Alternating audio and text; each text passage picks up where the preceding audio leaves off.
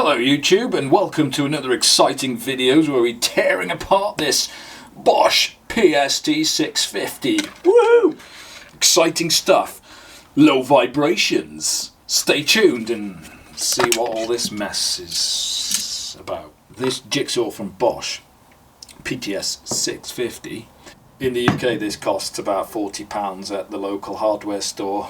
I think on internet you can actually pick them up for about £38 sterling, which is what, 45-50 euros, and whatever that equates to in dollars if you're watching this from the other side of the pond. This is basically, as far as I did a bit of research on the internet, the cheapest Bosch Jigsaw you can buy today. It's a slightly older model, but they do a newer version of the same thing, which has a slightly different appearance outside, but for the rest it's exactly the same. So it's got the quick insert mechanism for your blades, a little pointy bit so you can see where you, let's just focus on that, so you can see where you're actually aiming for, as in the line that you know, the line that you make on the wood, and then you follow that line. It's a Bosch green, so this is more of the home DIY equivalent. This is not the blue Bosch, which is what professionals tend to go for. Very simple, you know, on off with the little lock in place, so you can continuously jigsaw away. It's got the little feature here where it blows a bit of dust at your workpiece so that it apparently clears the garbage away, and then obviously it's got the adjustable base so you could do it at an angle. It's got the 0 degree mark there, so the base can be adjusted. Like this is 90 degrees, I guess it could do 45 degree perpendicular to the surface you're working on. Let's have a look inside, shall we, and see what the cheapest Bosch Jigsaw in the world looks like on the inside. This is not brushless, this is a brushed version. It's a couple of years old now, so I had, I think, about 5 years of use out of this.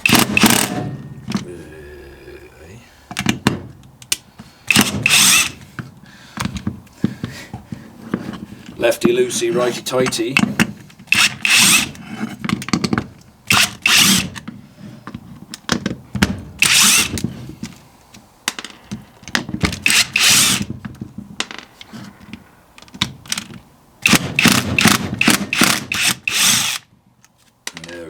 Even the stubborn ones come out eventually, apart from the ones that you can't reach with the...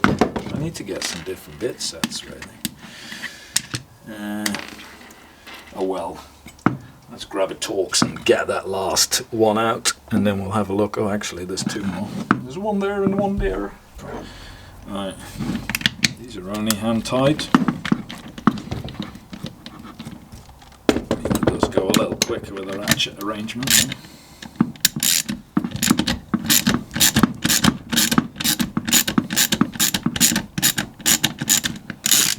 Hey! Spin him a thingy.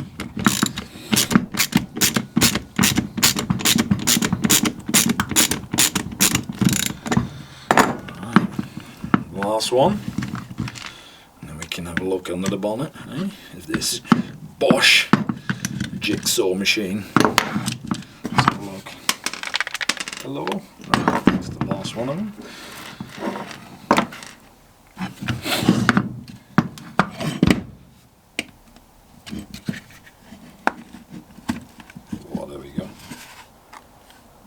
Definitely haven't forgotten any of the fasters.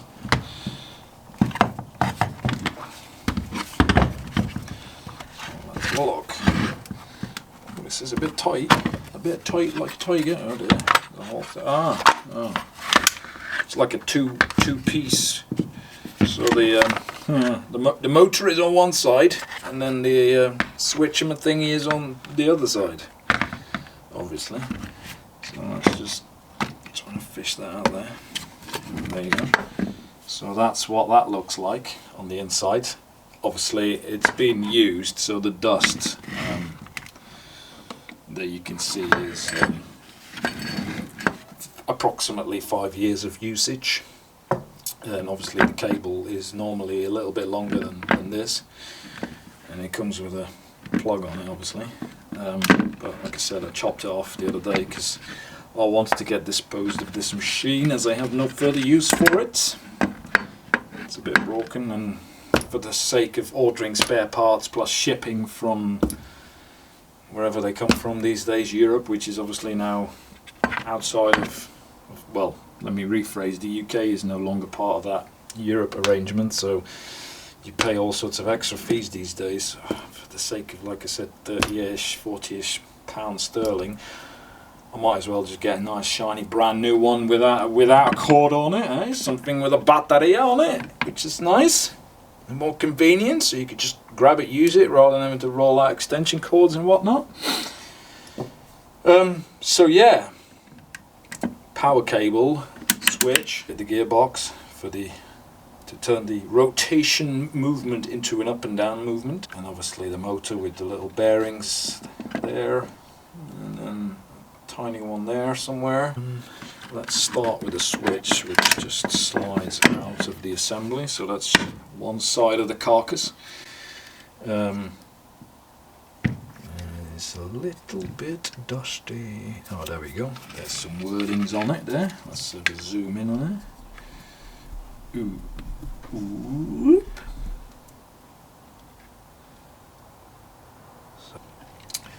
Yeah, this is just an on-off switch. You could use this that way or that way to lock it, which I guess is for right and left-handed persons to use it conveniently. So the power comes straight out the wall into the switch, and then the switch is literally just controlling it, super simple, into the motor or the brushes of the motor, which we'll have a closer look to in a minute.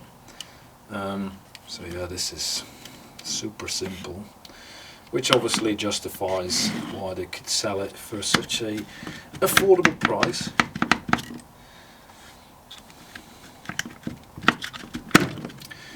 Having a look at the gearing system, mechanism that basically goes up and down. This wheel's spinning, and the little wheel rotates the big wheel, and then this just moves, and then this acts as a piston basically, and this rolls in here basically. It's just a bushing, it's not a bearing or anything, so we'll have a look at that in a minute. So this is basically your big gear reduction, so this sits on there, and then it basically spins like this, and it goes up and down. Again, there's no bearing in there, that's just a bronze bushing of sorts, nicely greased with a light dusting of some sawdust, nicely lubricated bit of plastic, which is basically a counterpoint, so that when you put some force on the blade, it's supported on the other side. So when you saw through thick pieces of wood, or like a hardwood or something that's a bit of a struggle for the saw, or you're working with a blunt saw blade, which happens at times, you push, extremely exaggerate, you push this down into like this, and obviously then the whole mechanism will fall apart. A plastic slider, really, nothing fancy.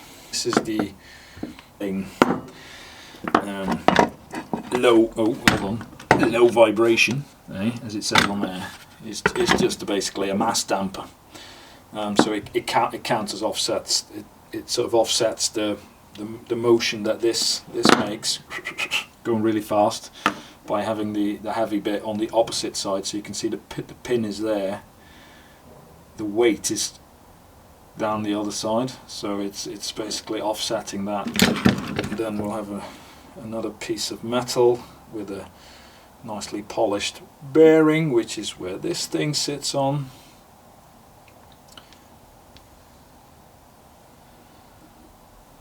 And then this whole thing jiggles up and down a little bit. You can see from the witness marks. It moves up and down, so again, this is just a weight, a mass damper, if you like, to offset the vibrations that the machine makes when it's cutting or sawing. Then we have the actual motor assembly, which again is not a brushless version. It's got two nice bearings on it, which, yeah, after 4 years of use, they have become a little noisy. I mean, they are shielded bearings, metal shield. But yeah, as you can hear,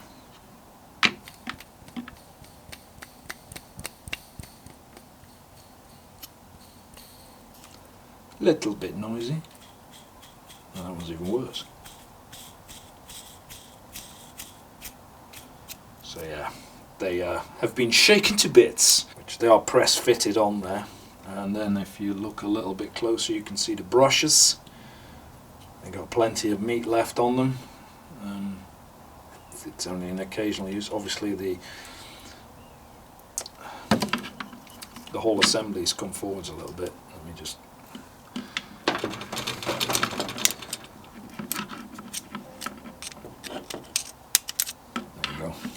that's how it should be. Just look at it from that side, so the cable's on. So the brushes, positive, negative, and they're running on the one direction machine, as you can hear it. The other way it's catching on the brushes. Very fine coil on the motor, just a laminated steel body, which has gone, obviously kept in the garage for the best part of its life, so it's gone a bit rusty over the years. Very cheap dual rotation cooling fan, although this thing only ever spins this way. If I pull the brushes back, I should just about be able to pull the whole thing through. There we go. Beautiful.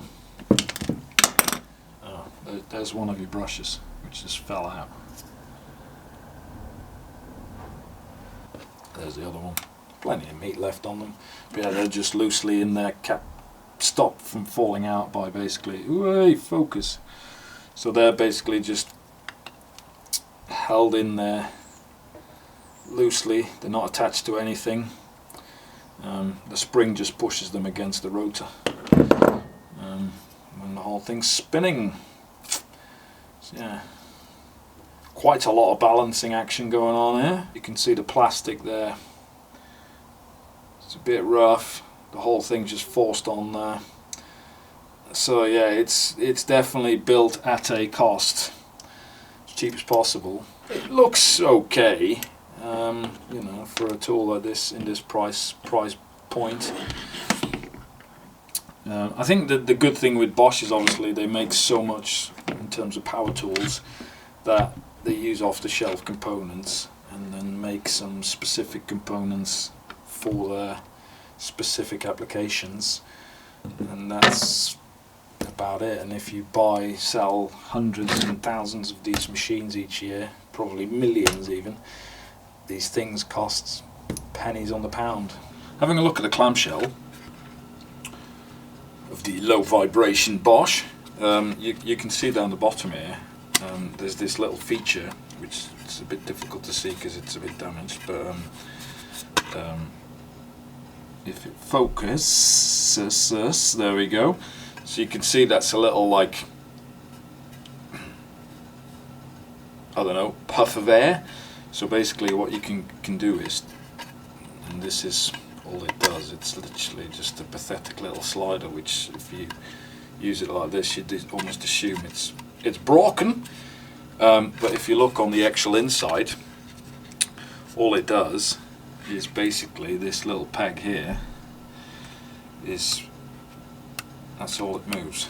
So this is where your saw blade would be. This is where the cooling fan of the motor sits, like this.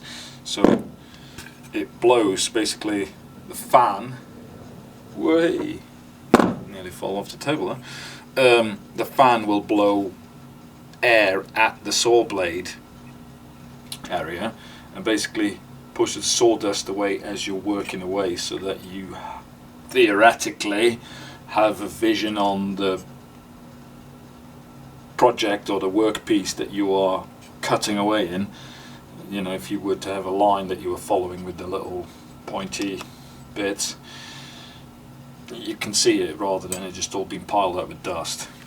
That's all that little slider does. So now it's blocked, as in it's 0, now it's on. And then the other channel, which if I use a screwdriver, this is where your vacuum cleaner would hook up on. So this is where it would suck up the dust, but again it's way from where your cutting action is up here, yeah, and it's such a tiny channel. Even on the other side of the clam, it's such a tiny little channel that you might as well not bother, because it doesn't work. The base is held in with one little fastener in the clamshell, which is just a, as I can show you, just a little metal grub screw. So that's all that is. It's PP, 30% glass fibre. It's a fairly rigid clamshell, and as you can see, the interesting bit here is the letters Bosch red. As you can see, they moulded actually a two-piece mould, if you like, so the red is moulded in afterwards, which is what this is all about. So there'd be a secondary mould where they put a different colour granulate in there and get you the Bosch lettering on there. And the mould quality looks good. You can see the milling marks in various areas of the mould,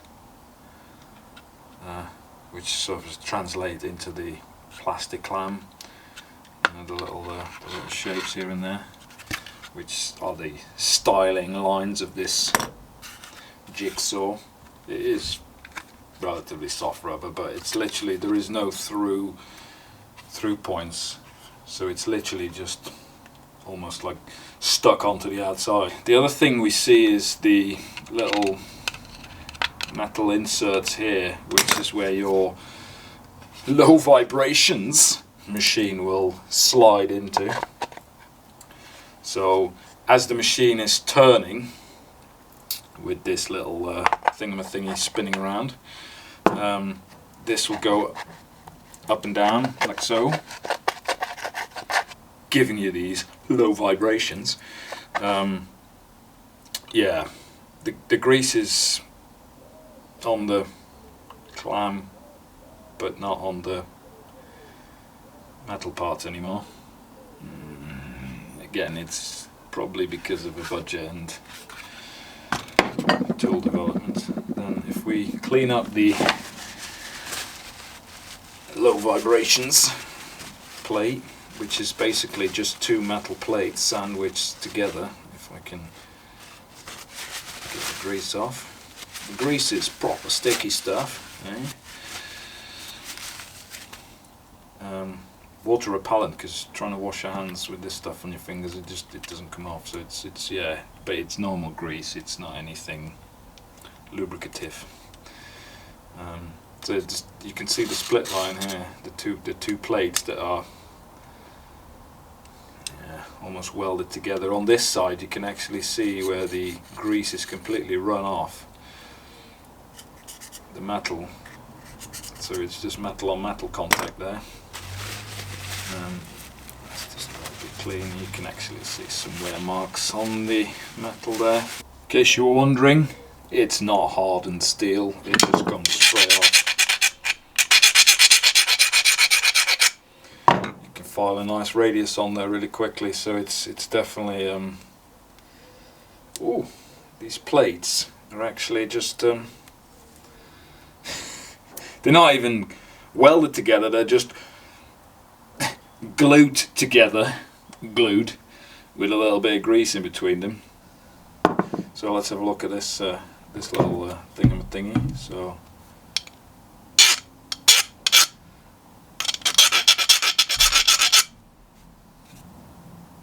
again, just some mild steel action going on there. The pin is actually hardened. The bushings are hardened parts. it looks blue. Yeah, that's a hardened piece, because this is what all the force. This is the constant up and down movement, the pulling and pushing action.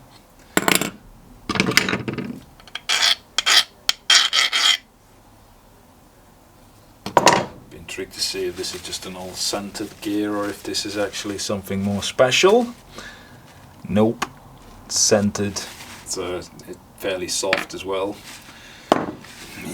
There's a little wheel that's in there, but yeah, the whole thing just fell apart, and it's just untreated metal which goes rusty after a while. So if you use it a lot in the garden, especially when it's a bit damp outside, all the time in the UK, yeah,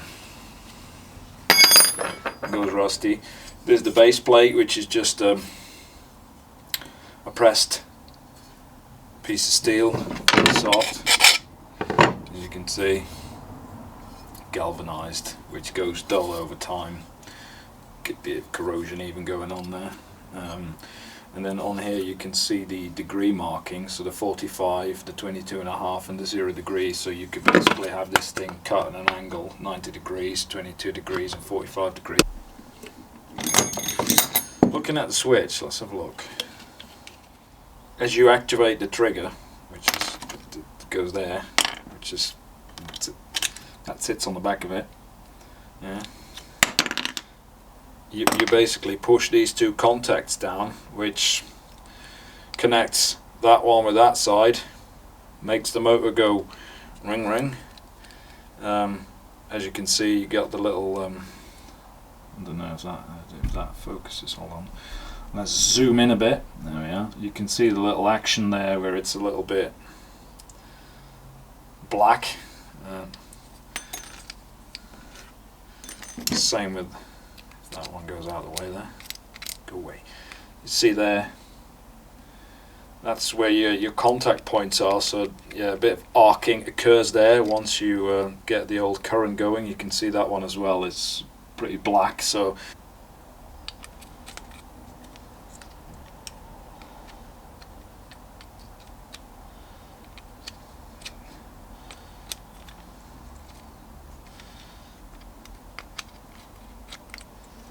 yeah.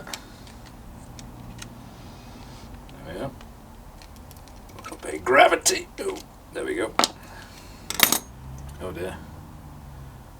The solder already come off, or it's not really soldered on at all. I mean, there's just they're just clamped on. Look at that. They're not even soldered. So this will, you know, on a machine that vibrates so much, this won't, like I just did this one, this just literally just fell apart. It's okay. To summarize, clamshell's good quality molds that they use for them, nice and stiff. There's some features on here that you could arguably say is actually like the little slider for your little puff of air that cleans the work area that you're looking at, so you can cut in straight lines. The base, you know, with the one fastener in there, you could argue, is that going to last? I mean, accuracy wise, it's just a clamp connection at the end. Yes, it's got the little peg in there to help lock it in place, so you get some form of accuracy with the one flat-headed screwdriver. Who uses these anymore? Trigger wise, good quality trigger. I'm just a little bit baffled by the fact that this was all just loosely assembled in there. It's not soldered, it's just pressed on there. I mean, even on the Einhell tool that we looked at last week, where it's you know, a slightly lower price point brand, if you like, even those connections are all soldered. So this is properly made at a lower cost point of view, especially on a machine that's inherently vibration. You know, it's just shaking constantly when you use it. The other thing is obviously the bearings. The balancing on this particular item, I mean, yeah. Then some of the other components, they are obviously chosen to keep the price down to be able to afford this to consumers for 40-ish pounds in the UK, or probably about 50 euros in Europe, which means they probably manufacture these things for 10, 15-ish euros all in. Everybody gets their profit margins, you know. A very stiff, unpliable cable, which again, you know, if you have a corded tool, that's probably something you might want to check before you purchase, because there's nothing more annoying than a cable that doesn't really want to follow you around. I guess we're talking about history here. I mean, who buys a corded tool anymore these days? It's all going to be cordless, isn't it? I hope this video was informative in some way. If you are on the market for a cheap-ish jigsaw from Bosch, more specifically the PST 650, there you go. This is a slightly older model. This is about 5 years old now. Yeah, it's okay for DIY jobs in and around the house. Anything more than that, you might want to just go a little bit higher in your budget. Give it a thumbs up if you think this stuff is good. Subscribe if you like, down there somewhere. And then we'll see you in one of my next videos. Thank you very much for watching, and take care of yourselves.